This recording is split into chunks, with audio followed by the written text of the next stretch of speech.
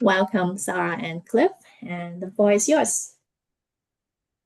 Thank you so much, Angela, and welcome everyone. And this is actually my first time seeing Cliff. We've been working together since the spring, but it's all been by email. And so we had a little bit of a catch up in the pre-time before this session. This is a really intriguing program that you look at occupational health in the wider context of environmental and public health. And that's what this resource has ended up becoming. So let me just share my screen here.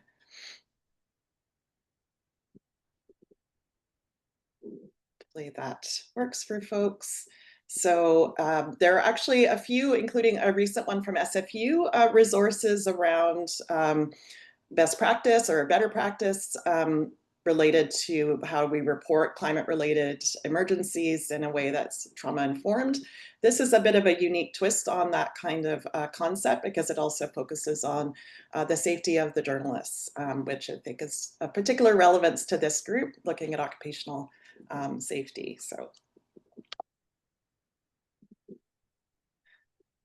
So as Angela has already mentioned, this is not my bio, but just to let you know a little bit more about the Canadian Mental Health Association BC, then I'll pass the floor over to Cliff to introduce a little bit more about the forum, what it is, and then he will cover the next few slides and a couple of polls, and then they'll come back to me. So we'll go back and forth.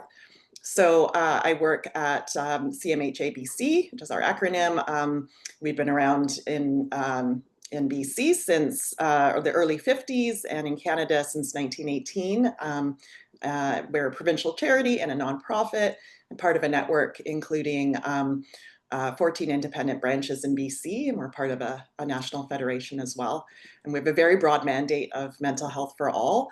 And of relevance to this group is we have many years experience supporting communities through climate emergencies, starting with wildfire work in like 2017, 2018.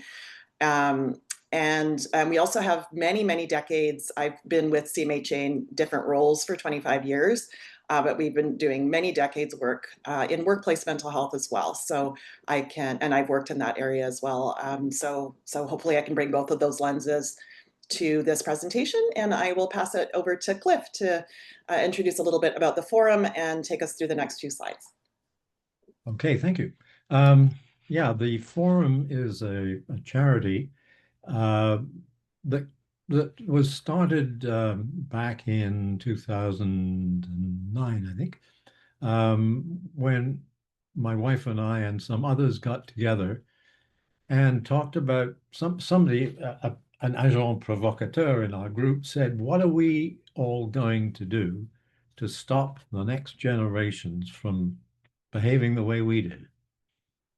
You know, and when we tore that apart a little bit, we came to the conclusion that we had all, one way or another, dodged the suck it up culture that dominated newsrooms around the world, that we had all put up with.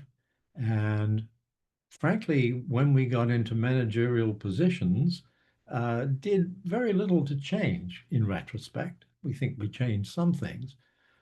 But he challenged us to, what are we going to do to make sure that future generations don't follow the bad examples that journalism has set of them in terms of physical safety and the mental health of the people who work in journalism.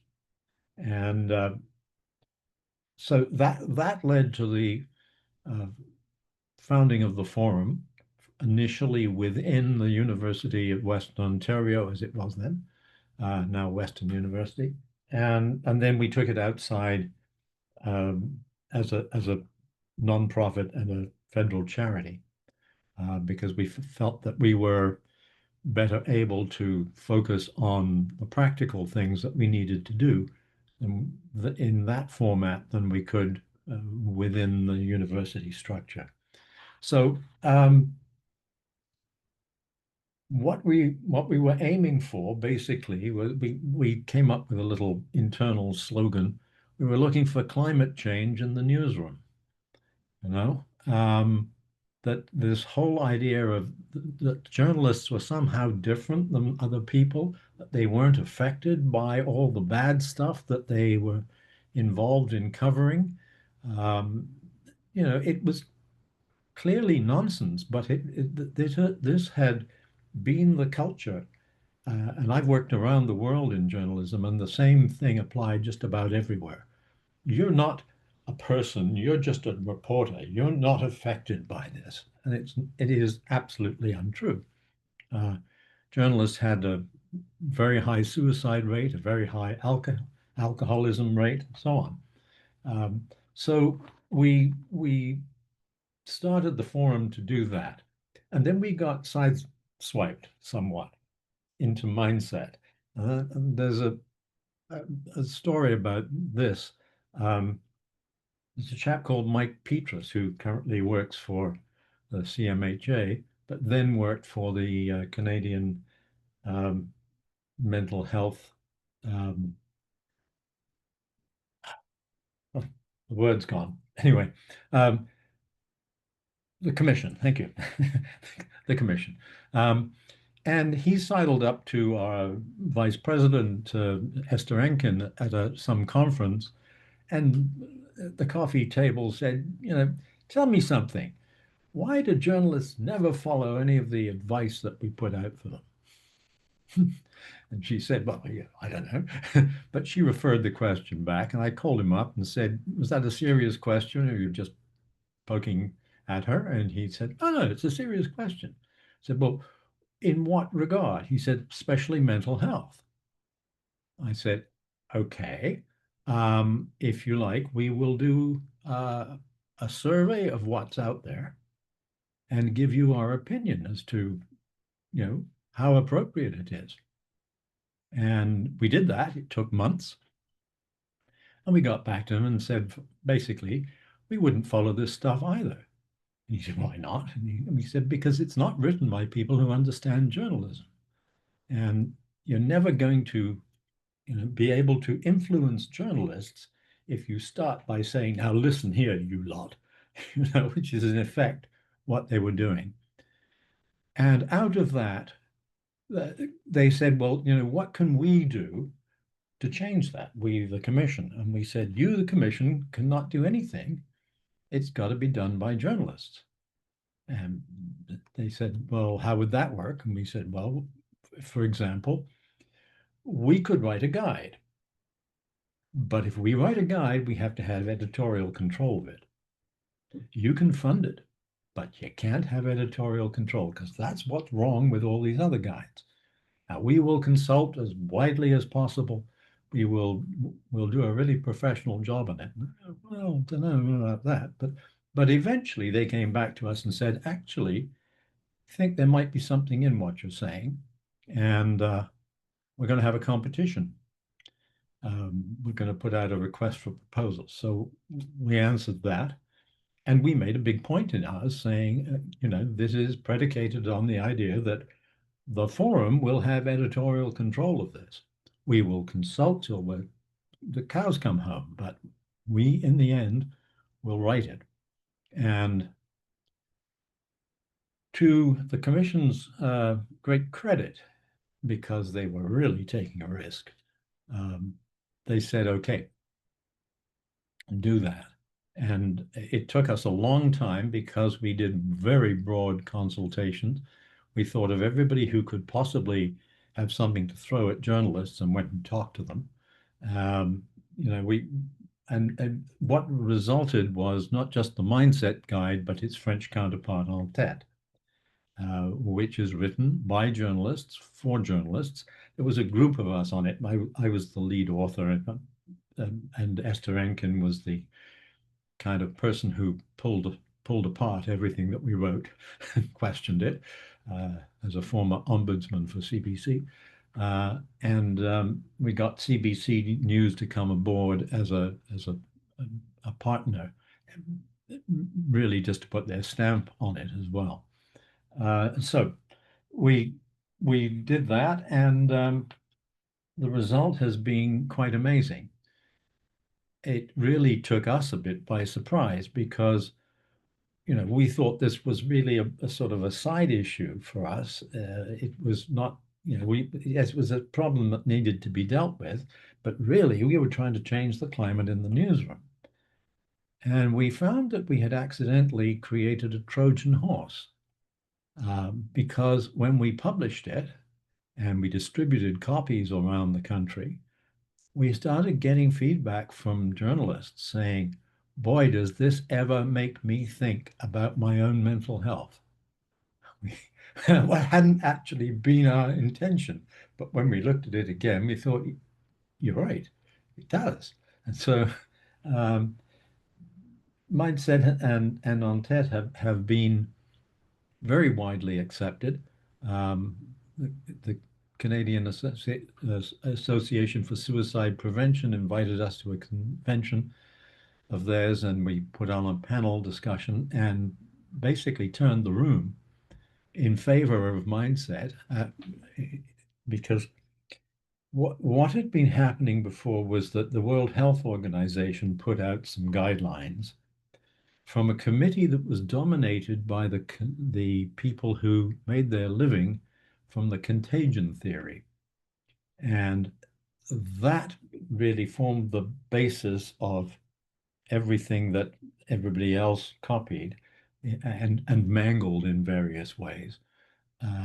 And while we accept contagion as a cause of suicide, we pointed out that it is by far not the main cause of suicide, as these people would like you to believe.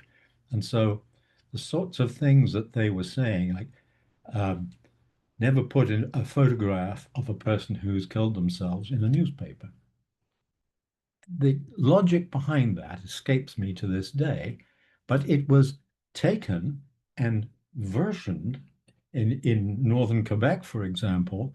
The advice was being given to journalists never to put a photograph of anybody who had died in a newspaper, and it just made no sense at all.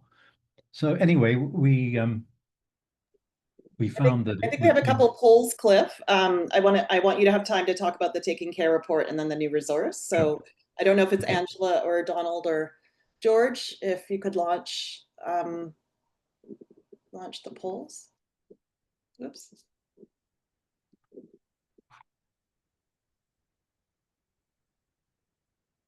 Hopefully people can see that.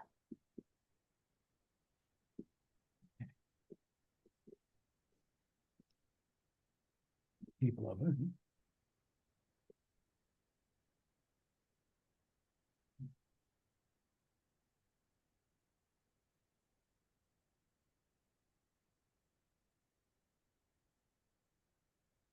We will close the poll once 80 or 90% of people are voting. So.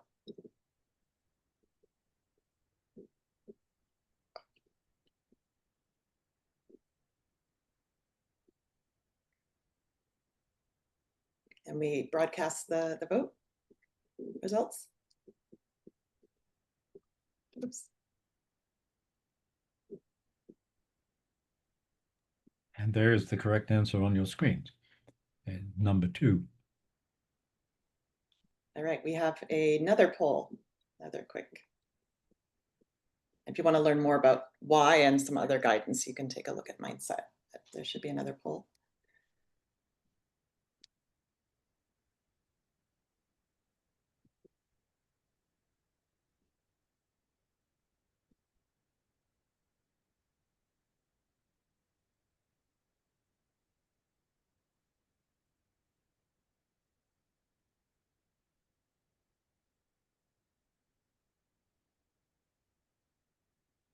And this next guidance, when Cliff reveals the answer, and it's a lot of our education at CMHA as well, is something for everybody to know. It's not just important for journalists to use the right language. It's important for all of us. And as you can see, the right answer is using the word committed suicide. And the reason for that is that it creates problems for other people who, because of the idea that this is somehow a sin or a breaking the law, or that all the things that committed applies. to. It makes other people who are having problems feel that they shouldn't be and not look for the help that they need. Yeah, it seems like a small Totally thing, but it's unnecessary. actually pretty big. So yes, don't say commit suicide. And then if we can, Cliff, if you can talk a little bit about taking care, and then we'll introduce the new resource and hopefully save a little time for questions. Yeah, sure. Okay. Can I get this other thing off the screen here? Guess I can. Yes. All right. So taking care was a survey that two of our forum members did. Matthew Pearson at Carleton led it with Dave Seglins, who is the sort of workplace safety and mental health champion for CBC News. And they were the prime movers of this. And they had an enormous sample. First of all, this was the first one of this scale to be done in Canada, and it got 1,200 respondents across the country. So that's a pretty large sample, and it showed an amazing mess, amount of stress in the industry. Trauma may have been part of the job, but workers were not getting the support that they needed. Many of them reported anxiety, depression, risky drinking. That's a big one. And 1 in 10 surveyed had thought about suicide. So this was a seminal point in making journalists understand that they were not alone, that everybody in the business pretty much was affected by this stuff. And so there was our climate change starting very nicely. We got another poll. One more poll, and then I will cover a couple slides. Oops, sorry.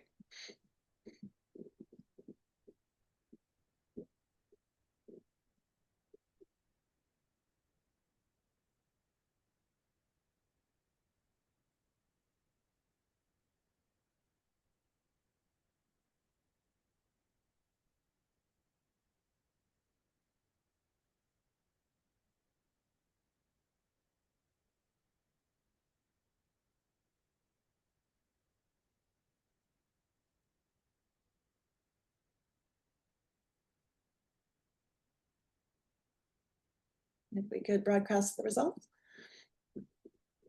And I think what I was just saying before that poll went up, it's pretty obvious that the answer is number 3, 53%. That is a huge number of people reporting that they had sought mental health, help to deal with mental health related to stress in the workplace. Right. Okay. All right. So to introduce this resource, which is just an addendum to Mindset, but I think is quite timely. And the reason for it, it sort of emerged as a kernel of an idea at CMHA BC, because we've been doing a lot of work in the climate area. My colleague Emily, who's helped me with this slide deck and does amazing work for CMHA and BC branches. I'm glad that she's in the room. So why did we want to do this work? Well, we know the increasing frequency and severity of climate-related emergencies, wildfires, floods, heat domes, and the like, and that there is a very strong role for media in all kinds of news reporting, but that these kinds of events that are happening in a real cyclical nature and have a cumulative effect on communities and on media workers, right? And journalists, both journalists and the public safety is at risk and at stake, I would say, in terms of how we report. And we've seen some things in the US around how some hurricanes are being framed politically, and let's not make this, how can we take care of people? And yeah, we can actually do less harm and improve community resilience and keep people safer in the way that we talk about it in news, as well as how we talk about it as neighbors, but definitely in news reporting. And that there was, this guidance came out in June that Cliff led and that we supported. And then SFU has recently done some work in consultation and just got released a couple of weeks ago with a really robust guide around reporting, but really doesn't touch on the worker safety piece. It's again that with journalist input, this is what we ought to do to do better practice. But that's why we wanted to do this. And I'm afraid to say that we actually took the hear you media people, and you know, my husband used to be a journalist, but I'm also an educator now. And so we wanted to come up with something useful, helpful, not too judgy, but just understanding that maybe they're unaware that, you know, saying everyone after a wildfire, you know, is a victim or has post-traumatic stress disorder, that actually is doing harm, because we were seeing a lot of that in reporting. So with help from a journalist student, and journalism professor at UBC. So we had a couple of people we were engaged with, but it wasn't a broad consultation with the media sector. It was mostly people who know, like mental health people and climate emergency people. So we came up with like a 2-page tip sheet. And I said, well, before we do anything, because really media aren't going to listen to us, I want to check with someone else. And so thought of the forum. I had been following the forum for a long time, and sent a couple emails to say, you know, can we get your help? What do you think about this? And so that's when Cliff was like, you know, it needs to be journalist to journalist, and really transformed, you know, our key messages are still in the guidance, but really transformed it to be a more occupational health frame. Nobody really liked this whole resource is a lessons, I think, in change management too. It's like nobody likes someone telling them what to do, but if you really have a compelling rationale, it's much easier to change your practice. So I will pass it to back to Cliff around your thoughts around that, and then we have a couple of sheets that just run through a little bit about the guidance. Sure. I mean, I think you did exactly the right thing in the end here. That it is really important that the person picking this up, the first impression they get is this person understands what I do for a living and the problems that I face, and they might be able to help me. And it's just a change of approach that makes all the difference. Journalists can be quite thin-skinned on some of this. You know, they've had a lot of criticism from a lot of areas. They do a lot of good too, and that needs to be recognized. You know, and to that end, the forum with CMHA backing does awards each year for mental health reporting, called the Mindset Awards and the On-TED Awards, because it's really good to celebrate the people who get it right.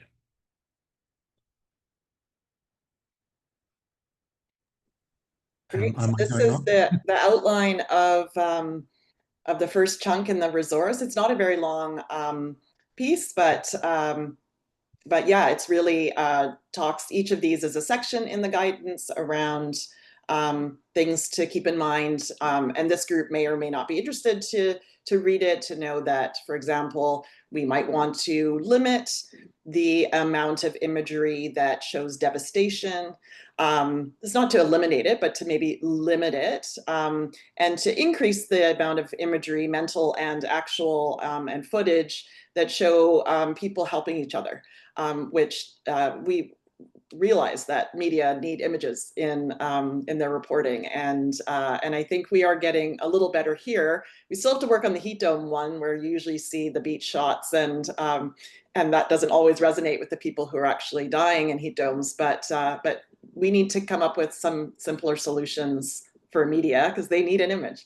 So if we don't give them an image idea, then they're going to show the the fires burning and the fires burning and people crying, and we need to show that, but not as much as maybe we have been. But there are a host of other tips here around some of the safety pieces that media workers, and Cliff was really great in it's really a reframing of the same tips that we had, but framing them from the point of view of you have a responsibility to keep your workers safe, and these are some things you need to do. And then, oh, by the way, while they're doing all this really important work in a safer way, there are also some things they can do to keep the public safer while they're doing that. Anything else you wanted to say here? There are a couple other slides that kind of summarize the guidance. Let's go. So for example, making personal contact, in advance, thinking about community leaders, and having basic safety plans for different types of events. And Cliff has, had volcanic events. Like, it's a pretty amazing, your rich career, all the different types of experiences that you've had to navigate. But having physical safety is important too. Yeah, the central point, I think, here is that, don't wait for the crisis to come. Go find the people who are going to be in charge of these things and make yourself known to them. Because when they're dealing with an emergency, they don't have very much time to deal with a reporter, and they're going to tend to say, "You're just in the way here," So we're saying to journalists, get off your butt and go find these people when they're not too busy. And there's actually a larger issue here that we didn't address in this, but I think is going to get addressed in the future, which is that there are sometimes clashes between the people in charge of putting out the fire and journalists who want access. And there have been in the these are not restricted to Canada. In the United States, at least 2 states that I know of have brought in legislation to make sure that journalists can get access. But the other side of that is that they also get some training, and in one of the states anyway, that training is actually provided free by the fire authorities. It's just an hour session, but we know that if you've taken that course, you know the basics here, and we don't have to stop and explain it to you. And I think that there's room for a conversation like that in Canada too. Right.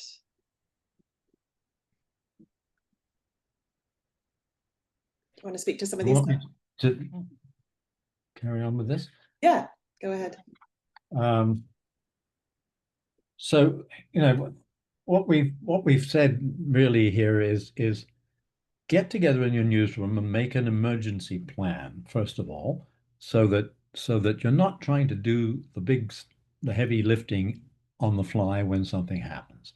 You adjust that plan for what it is that you're covering, but you have things like basic training at some level for people, including the freelancers who might be hauled in to do this work for you. You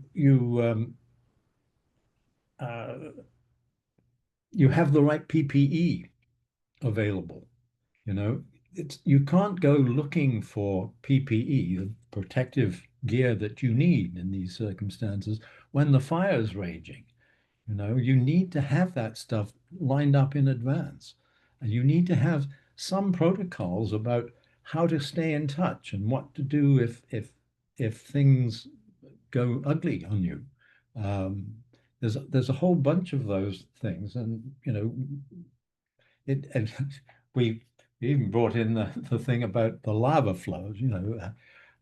What is this comes from my personal experience of filming a lava flow from a helicopter at 5 o'clock in the morning, because that's the best time to do it, because it shows up properly, with the door off the helicopter and tilted over the flow.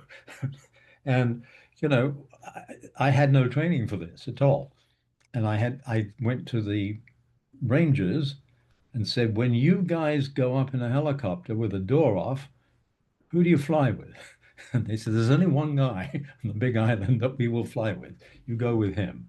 And he taught me the rest of this. You take the door off, you put your seatbelt on, and he tapes the seatbelt so that you cannot possibly undo it. Okay?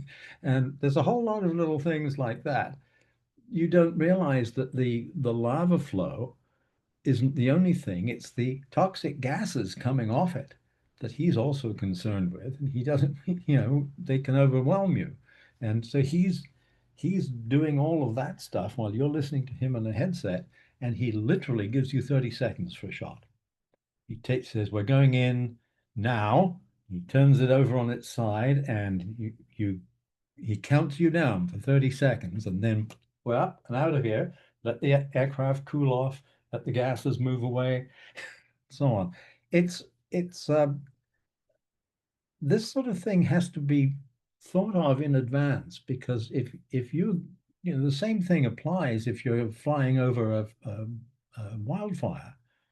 You know, the same basic principles need to be put into effect, and it's just really important that these things have been considered in the newsroom, not in the heat of the moment. Sorry, that's an obvious pun, but I mean, there is stuff that you can plan for. You have to adapt in the field, of course, but this is fundamental, that if you don't have a generally agreed plan before you start, it's going to be a mess. Okay. And so, Yeah. Well put. It's also a really wonderful metaphor for, you know, having like disaster preparedness plans at your organization, business continuity planning in case, you know, you're actually affected by an emergency. And that's a lot of the work that we're doing now with CMHA branches around the interior and north that are greatly affected year on year with climate emergencies, and yet are also expected to deliver service and support others who are hurting when they are living and breathing and affected themselves, right? So I think the, you know, wear your own PPE, have a plan in advance is also a metaphor. Like, it's real, but it's also a metaphor, I think, to I think this is our last poll. Then we just have a couple slides and we can open it for questions.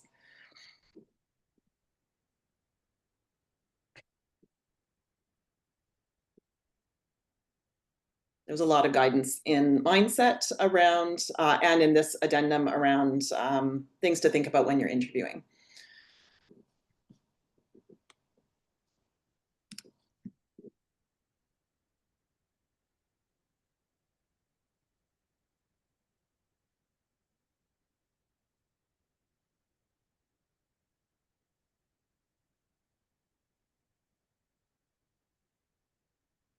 I'll give a couple more moments and then publish the result. I think we gave it away in this one. The long answer. The long answer. One. Yeah. Although I think a lot of folks would be tempted. I mean, I'm a parent to go first at number 2 as well. Young people got to get consent from a parent. But the key to that one is the word always. Always. What if you are interviewing a young person who has experienced a parental abuse? Does that young person not get a voice now because the parent can veto it? There are some circumstances in which it's not a good idea to go and get the parent's permission. Not every circumstance, and normally you would include the parent, but if not, the third answer here is the one that really covers the waterfront. All right, I think this is the last of our best practice checklist. And some of this is the core of what was in our original tips sheet that we sort of had drafted and wanted Cliff and the forum's input on, which we see so commonly And you probably, if you read mainstream media and maybe even non-mainstream media and social media, is continually talking about people in disaster-affected communities as being victims, or saying that they are necessarily traumatized. These are traumatic events. There are deaths we've seen in Canada this year. Absolutely, there are victims and there is trauma, but it doesn't mean that everyone who's affected and lives through disaster is a victim of that disaster. Can really remove their agency and their power to keep using that kind of language. And most people, actually, the evidence would suggest, internationally, many studies have looked at what the rates of like traumatic disorders are and stress disorders are. And it's not as high as people would think, because if you have the right supports in place and you have neighbors and other responders and insurance and all the other supports that come into place, not just counseling, but that people can and do bounce back. And sometimes it does take years, though. So again, really important for media to let people know how they can take action, right? Whether it's donating, whether it's something around evacuation, or what just the latest update is. And plain language is really important, especially with a lot more climate and meteorological terms that we are bombarded with now than when I was growing up. Is just remembering that if you're going to talk about atmospheric rivers and heat domes, that we also describe what those are and maybe use the more plain language in the headline and the meteorological term in the body if that's needed, because it's relevant for some people. So I think the last couple bullets are for you there, Cliff, and then we just have a couple of promo slides and then we're done. Mm-hmm. Yeah, if your newsroom has a climate change reporter, they're probably not going to be the ones who are sent out to cover an incident, because they're doing deeper work on other things. But make sure you